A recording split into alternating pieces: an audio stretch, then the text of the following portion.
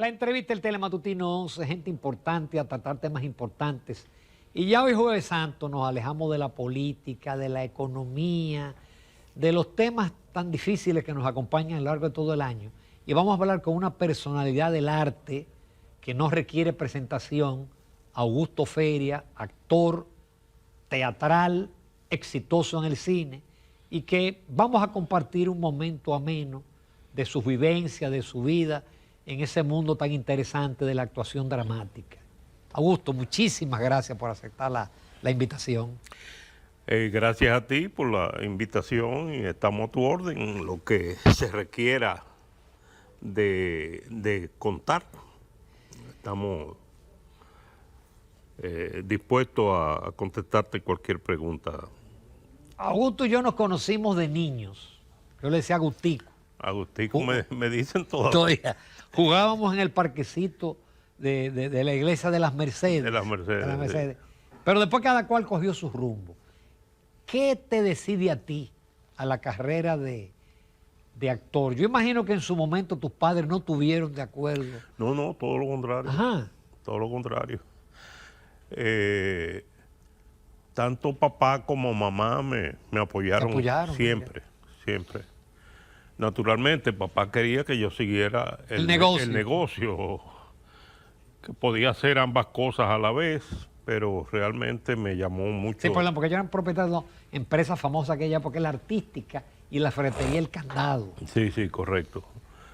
Papá era socio de la artística, el segundo socio más importante, y del Candado era el propietario. Ambos negocios desaparecieron por razones,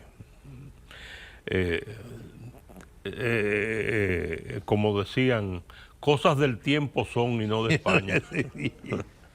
¿Pero qué te animó a ti? Porque en esa época todavía el teatro dominicano no tenía... el teatro comenzó en el año 46, producto de una obra que escribió María Martínez, que se llamaba Falsa Amistad. Sí. Y entonces... Que fue un español que dicen que la escribió realmente. Sí, se dice que fue Almoina. Almoina, exactamente. Incluso es impactante porque la obra se hizo una suerte de expectativa. Cuando parece ser que Trujillo formó en el año 44 una compañía de publicidad para hacer la promoción del centenario. Entonces parece ser que esa misma compañía asesoró a la gente de Falsa Amistad, que la dirigió Emilio Aparicio. Emilio Aparicio se había dado a conocer por un programa radial que era de la casa Sterling. Sterling Products. Exactamente. Y entonces ellos hacían radionovelas.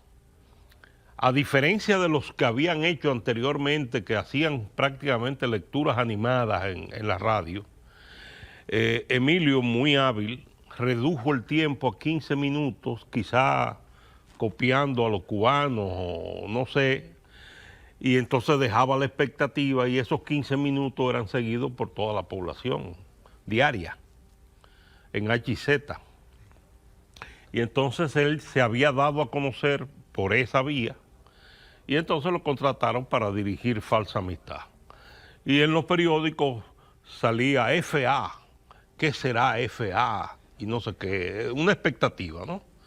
Entonces la gente decía, fue Almoina, cuando salió publicado que la prestante dama, la gran intelectual María Martínez de Trujillo, una vieja gorda que ni leer sabía, con unos impertinentes, y se presentaba insoportable, una mujer insoportable.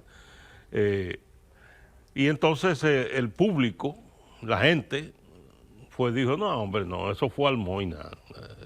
Falsa Amistad fue Almoina. ¿Esa fue la primera obra? No, aquí el teatro siempre ha existido. Sí, desde la Trinitaria, ¿no? No, desde antes. Está el entremés el entremés en el siglo XVI, que se hizo famoso porque era en contra del poder. Entonces hubo un escándalo, un escarceo, y por eso se conoce el entremés de Llerena. Luego hubo otro teatro, el Teatro de los Franceses, que fue producto de una batalla entre ingleses y franceses que perdieron los franceses, y entonces se instalaron ahí en la iglesia al lado de la Salomé Ureña, esa iglesia que está ahí, Regina. la Regina Angelorum, y por cierto, que entre los estatutos de ese teatro, las mujeres tenían más poder. Increíble. En esa época, principio del siglo XIX. Y las mujeres decidían más que los hombres incluso. Pero era un teatro tan malo que se cayó. Además, era en francés, probablemente, no lo hacían en español, y entonces, claro, además de la maldad de que no fueran de buena calidad. Y luego estuvo lo de los trinitarios, que se conocen 3 obras que ellos montaron: La viuda de Padilla, Bruto y no me acuerdo ahora la otra. La viuda de Padilla se montó luego en el año 44 con motivo del centenario, y ahí hay un artículo que yo escribí que probablemente salga en junio en la revista de la Academia de la Historia, de toda la trama política que hubo debajo de ese espectáculo. Realmente se cree que quien participó la actriz que participó en La viuda de Padilla con los trinitarios era Cecilia Baranis, alias Chicha, una cubana que se fue a vivir a Venezuela, era cubano-venezolana, y parece que hicieron una serie de rondas por el Caribe, México, por toda la zona del Caribe, y montaron varios espectáculos. Quien tiene esa teoría, la primera vez que yo me enteré fue producto de Giovanni Cruz. Y entonces Giovanni, al tener esa inquietud, escribió una obra que se llama Cecilia B., un espectáculo maravilloso, que ahora mismo, en este momento, se está presentando en Venezuela. Con la representación dominicana, que el director fue Fausto Rojas, y la actriz es Dibson, la que ganó el premio como mejor actriz del año en los premios soberanos de reciente entrega. Y luego sí, a principios del siglo XX, venían muchas compañías, sobre todo al Teatro Colón y al Teatro La Republicana, que es donde está hoy el Panteón Nacional, que tenía una particularidad, y era que la acústica era tan maravillosa que la gente, cuando no tenía dinero, traía sus butacas, sus mecedoras, y se sentaban enfrente y le decían el palco de los ciegos, porque solamente podían escuchar. Exacto. Por la cantidad, la calidad de la acústica de ese teatro, que todavía hoy la tiene. Augusto, pero entonces, cuando tú te dedicas, ¿cómo son tus inicios? No, al principio, como todos los muchachos, haciendo cosas en la casa, haciendo veladas. Luego entré en el Colegio de La Salle al teatro estudiantil. Luego entré al teatro experimental de la universidad, de la Pedro Enríquez Ureña. Y eso me catapultó en el año 1970 a entrar al Teatro de Bellas Artes, porque el director era Luis José Germán, Nini. Fallecido. Sí, fallecido, con cuyo hijo protagonizamos la película de Freddy Vera, que yo hago el Freddy de esa adulto. parte vamos a hablar, porque de ahí hay muchas preguntas. Ok. Entonces, ¿cómo tú haces el crossover de actor teatral al cine? ¿Es fácil el cambio? Mira, en 1975 yo hice la primera película, que me enteré después que trabajaba Andrés García, porque no coincidíamos, él y yo. Andrés García es un... ¿Y fue una producción dominicana? No, mexicana. Mexicana, en el año 75. Una película que era un clavo como de 8 pulgadas. Yo cuando la vi, la película, fue que me enteré que Andrés García trabajaba. Andrés García, debo decir que es dominicano, Sí. nacionalizado mexicano, murió recientemente, nació en 1940. Su papá, que era piloto, era muy amigo de Emilio Aparicio. Se juntaban siempre, era del círculo íntimo de Emilio Aparicio, que fue el fundador del teatro dominicano. Era cubano. No, Emilio Aparicio era español. Ellos eran españoles todos, porque son de la migración española del año 40, que lo transformó todo aquí. Crearon la Orquesta Sinfónica, el Conservatorio Nacional de Música, la Escuela de Dibujo, de Pintura, de Arte. Además dejaron sentimientos políticos interesantes. Sí, pero muy ligeros, no como se dice. Ellos influenciaron, pero no se metían, porque le tenían miedo al... Además, ellos estuvieron prácticamente lo que duró la guerra. Sí. Llegaron el 39, 40, básicamente, y se fueron yendo desde el año 44, comenzaron ya a salir. Lacalle, Andrés García Lacalle, como se llamaba su papá, se fue en el 53. Emilio Aparicio murió en el 49 de un cáncer de próstata. Y nada, todo se fue diluyendo y hubo varios españoles que se quedaron aquí, que hicieron realmente, pusieron a valer la intelectualidad dominicana. Eran grupos sumamente preparados y importantes, y cada uno en sus ramas. Hay incluso personas que aquí se hicieron de una nueva, por ejemplo, la esposa de Walter Palm, Dominique, ella se puso Dominique por dominicana, comenzó a escribir poesía aquí, en Santo Domingo, y le dieron, a través de Pedro Vergés, cuando era embajador en Alemania, le dieron la condecoración de Duarte Sánchez y Mella, y ella ordenó que al morir le pusieran la condecoración en el féretro. Hubo otro español, ahora no recuerdo el nombre, que comenzó a pintar aquí. Es decir, que fue un aporte, de parte... Fue un aporte cultural importante. Importante, sí, sumamente importante. Entonces, tu primera película fue en el 75. Sí, correcto.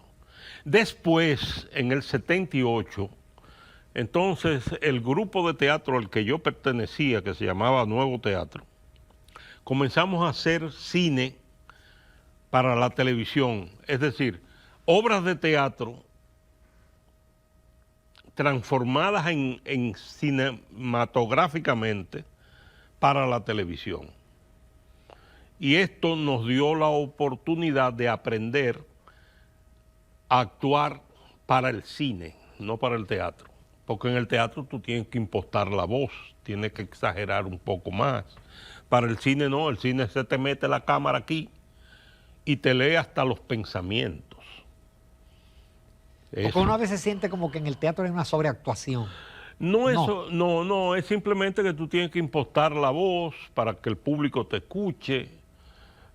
Yo trato de ser lo más orgánico posible, tanto en teatro como en cine, es decir, de forma natural, sin que sea exagerado, pero no todo el mundo logra eso. Hay muchos excelentes actores de cine que no han dado pie con bola con el teatro y viceversa. Es decir, el lenguaje es diferente. No, incluso yo he visto actores famosos en Estados Unidos que su gran epopeya es haber hecho una obra de teatro. Sí, por ejemplo, hay una actriz, no me acuerdo ahora el nombre, yo soy malo para recordar los nombres, en que hizo teatro y fue un fracaso total. Creo que duró una semana en cartel nada más. Y es famosa en cine. Incluso una figura hermosa en el cine, pero no dio pie con bola. Ahora, tú te mantuviste siempre el teatro junto al cine, ya cuando entras de lleno al cine, es decir, tú te mantienes... Sí, claro. Yo soy presidente de la Asociación Dominicana de Actores de Cine, ADAC, que lo que hace es precisamente proteger a los actores en sus actuaciones cinematográficas, sus derechos, etcétera. Conseguimos que el gobierno firmara el Tratado de Beijing, que tiene 4 posibilidades para los actores en cine, etcétera. Es decir, estamos trabajando siempre con ese tipo de cosas.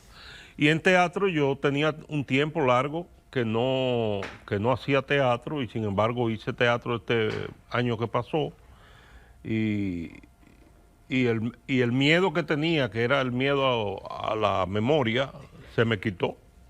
Y este año tengo 2 proyectos, por lo menos, para hacer.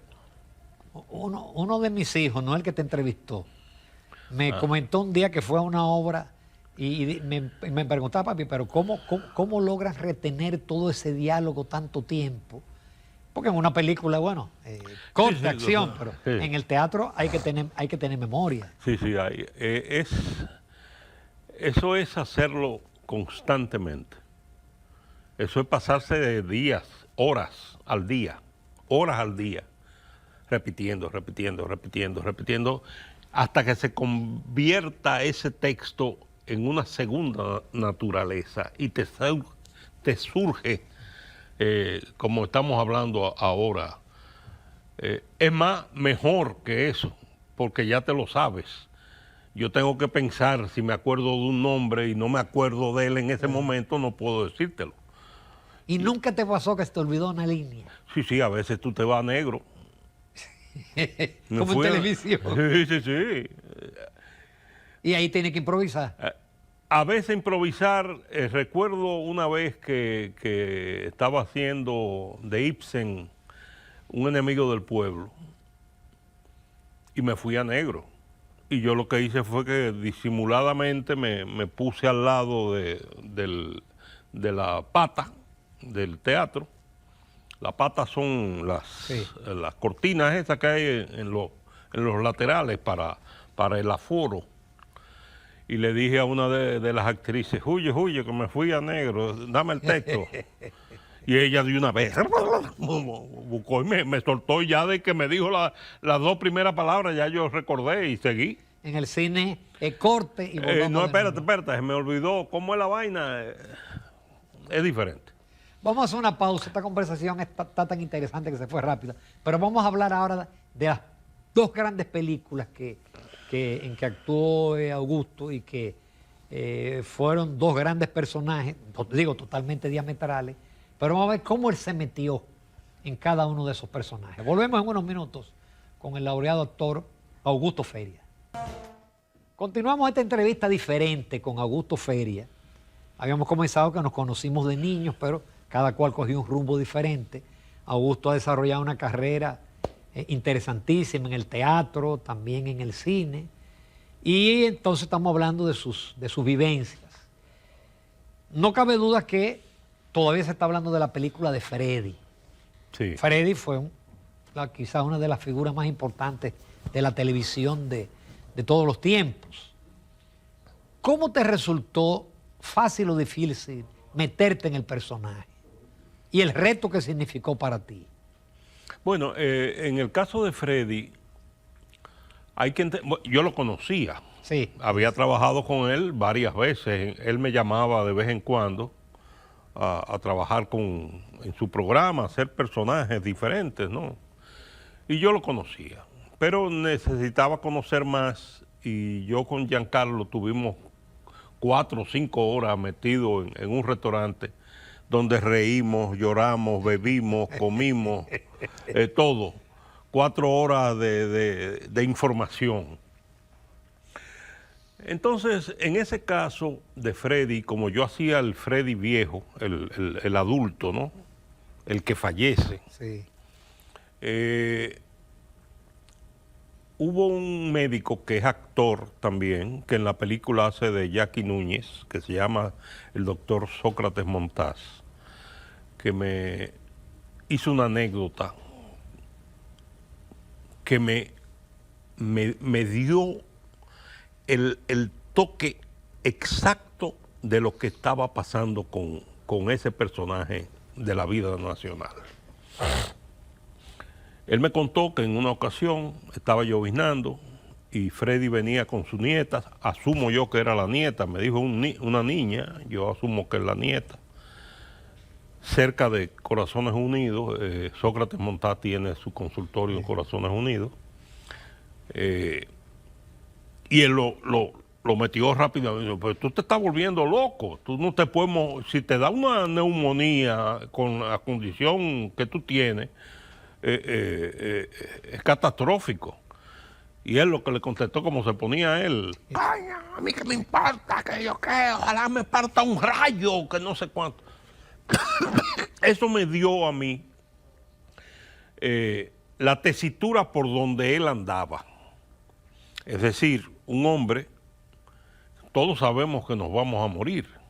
Pero no queremos morir. Pero él tenía fecha de vencimiento. Lo he repetido así, de esa forma, muchas veces.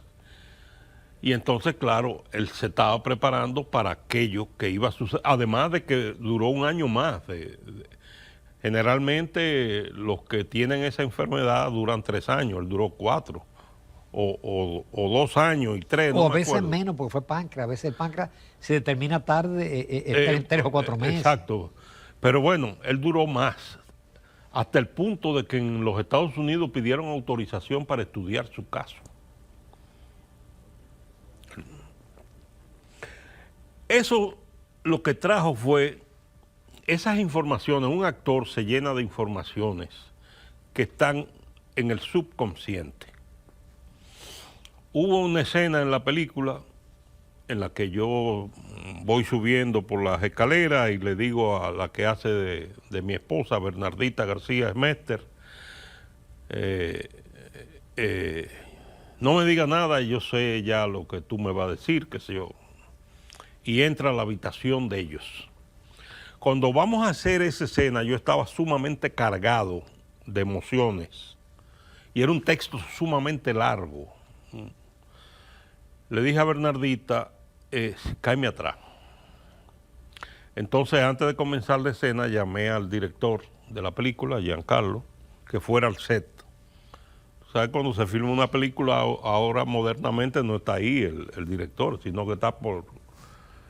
Tengo una computadora por allá atrás. Sí, viendo 60 monitores, llevando el asunto desde las imágenes, y el director de fotografía, que ese sí está presente. Yo le dije, vengan, por favor. Yo no sé lo que va a pasar aquí ahora. Yo estoy sumamente cargado. Vamos a hacerla, que las emociones no se pueden repetir. A veces lo puedes lograr, pero otras veces no. Traten de no meter la pata a ustedes desde el punto de vista técnico. Y vamos a ver qué pasa. Y en efecto, hicimos la escena y casi al final, que yo estoy gritando, un loco que hay en mi pueblo, de repente el subconsciente me trajo esa emoción y termino llorando. Surgió. Que Freddy, Freddy era llorón. Era llorón, pero yo no sabía, yo no me lo imaginé, es decir, surgió en la escena. Y entonces, esa toma se hizo una sola vez. Y así quedó, y es una escena que la gente me comenta que es emocionante. Emocionante porque es sumamente orgánica. Y eso surgió y yo lo dejé que saliera. No lo voy a cortar. Surgió, estaba ahí. Que imagino que pocas veces en el cine una escena se hace una sola vez. Muy pocas veces. Muy pocas veces, sí. Esa particularidad tiene esa película, de esa escena en particular, de la que yo me siento muy orgulloso, pero vuelvo y te digo, no fue pensada. Surgió. A lo mejor cada vez piensa que te pusieron algo en los ojos para No, poder no, brotarte no, lágrimas. ahí no hay nada de eso. Ahí no hay nada. Ahí no hubo de... colirio ni No, hubo nada. no, nada de eso. Augusto, y ya entonces en otro papel diferente, pero ya en el teatro, que tú hiciste de Trujillo. Bueno, eso fue un reto realmente. Porque tú no conociste a Trujillo. No, pero... Tú y yo éramos niños cuando el Trujillato se estaba cayendo. Bueno, cuando mataron a Trujillo yo tenía 10 años y medio. Vamos ahí. 10 años y medio. Me acuerdo, porque lo leí, ¿no? Porque frente a nosotros, en las Mercedes, vivía Rafaelito Alburquerque. Sí. Y su papá escribe en un libro que escribió muy, muy interesante, el terror. El doctor Alburquerque Sayas. Sayas Bazán. Sayas Bazán. Sayas Bazán, sí. Y entonces él narra que había llegado un pariente de él en la noche anterior y dice, parece que hay otra invasión. Cuando matan a Trujillo, no, parece que hay otra invasión, que no sé qué, y hay esa tensión, pero no se sabe. Y por la mañana también vuelve el pariente y le dice, no, es que hay esa... Entonces él cuenta que va a salir de su casa, cierra la puerta y siempre como que se paraba y oteaba la calle, ¿no? Y hay una muchacha que él no conoce sino a fuerza de verla, porque siempre la veía que ella cruzaba por ahí con Rolo, por la calle de enfrente, por la acera de enfrente de él. Pero esta vez la muchacha cruza y va caminando en la acera sur, que es la acera donde él vivía, y él se queda y le llama la atención que la muchacha cruzara por primera vez. Entonces viene caminando, lo mira y le hace así.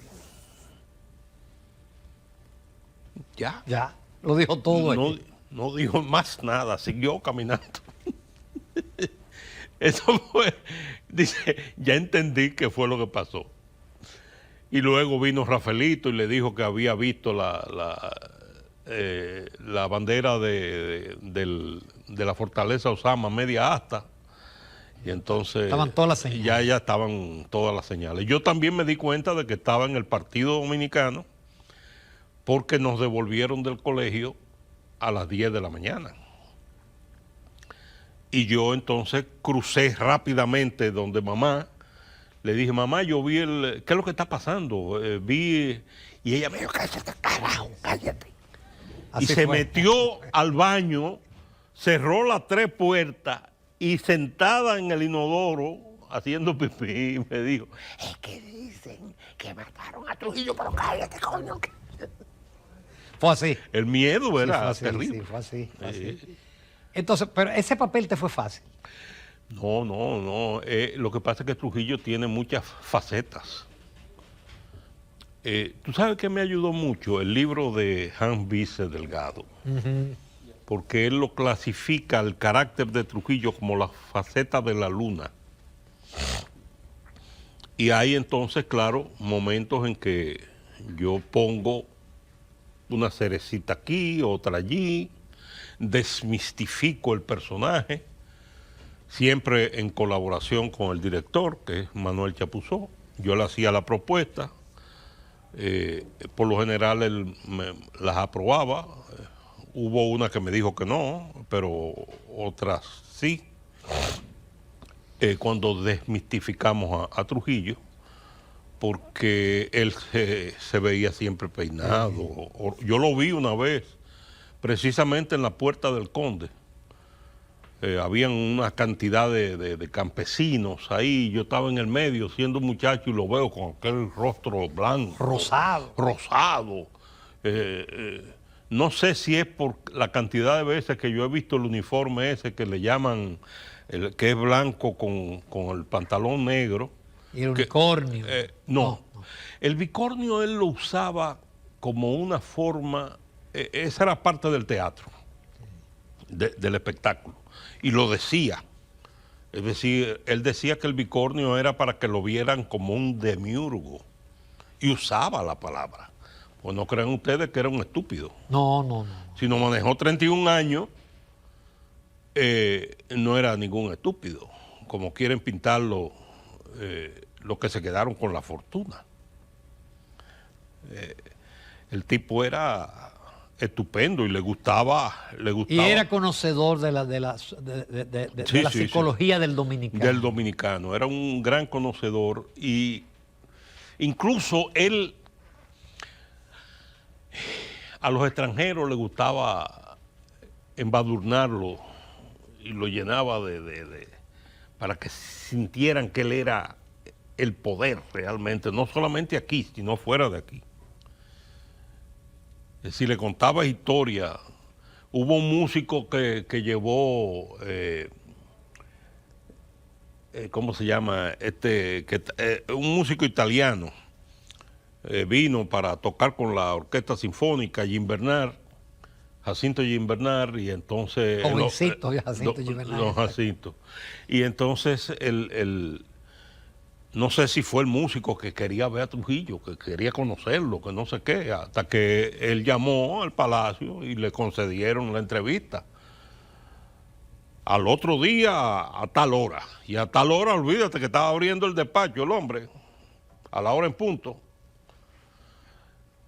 Y entonces él comienza a hablarle de la ciudad natal del italiano y de la campana de la iglesia, que era famosa. Él fue preparado a la conversación. Se preparó para decirle a este hombre todo lo que él sabía de su pueblo. Increíble. Son cosas que poca gente sabe. Oh, pero claro, y con un inglés. Tráigame los 15 minutos antes de que se vaya. Y antes de que se vaya, va y el hombre comienza a ponerse nervioso, que no, ¿y qué le pasa al inglés suyo? Al inglés suyo. Tú lograste captar la voz de él. Sí, Estamos sí. aflautada. Sí, sí, sí. Tengo que concentrarme para ello, pero logré más o menos un símil parecido. Entonces le decía, ¿qué es lo que quiere? No, que él dice que el avión, dice, no se preocupe, que el avión va a estar esperándolo ahí con los motores encendidos, solamente esperando que él llegue al aeropuerto. A los 15 minutos el hombre vuelve con el mismo nervio. No, que el problema no es aquí, el problema es Nueva York para la conexión a Londres. Dígale que va a estar allá también con los motores encendidos esperándolo. Resulta ser que Trujillo era accionista de la Pan American. Entonces él podía hacer ese tipo de diablura. Pero era un personaje. Es como decía Juan Bosch, que Trujillo entró al país como llega el capitalismo, botando sangre por los poros. Eso era Trujillo. Trajo al país al siglo XX y consolidó el capitalismo que había comenzado en el año 1875 con el primer ingenio, creo que la Angelina o no sé cuál de ellos fue, que comenzó producto de la guerra. Entonces comenzaron a venir cubanos a hacer la industria azucarera. Pero a diferencia de Duvalier, que empobreció a Haití, él dejó a... No, No, para que se lo robaron. Sí, sí, claro. Se lo robaron. Uno de los que los mató, sí, que nunca se dice. Sí. Augusto, mira, ya finalmente, ¿cómo tú ves el futuro? Necesita de los incentivos. Ahora se está hablando mucho de quitar incentivos y exenciones. Mira, nosotros hemos ya ganado premios. El cine comienza en todos los países con lo cómico, sí, con las comedias, etcétera. Nosotros ya estamos produciendo $150 millones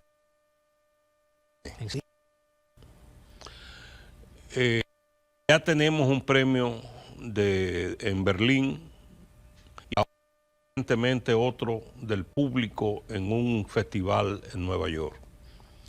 Ya han ido 2 actores, los 2 primeros actores, miembros de la Asociación Dominicana de Actores de Cine, fueron a filmar a la India. A Bollywood. A Bollywood. Ernesto Báez y no me acuerdo, esta muchacha, hija de una gran amiga. No me acuerdo. El problema que tengo con los nombres, soy malo para eso. Pero eso no le da, ¿eh? Eso no le da. No le da. No. Yo creía que sí. No. Ellos fueron, y te digo que a Ernesto, antes de salir de aquí del país, le pusieron un seguro de $1 millón.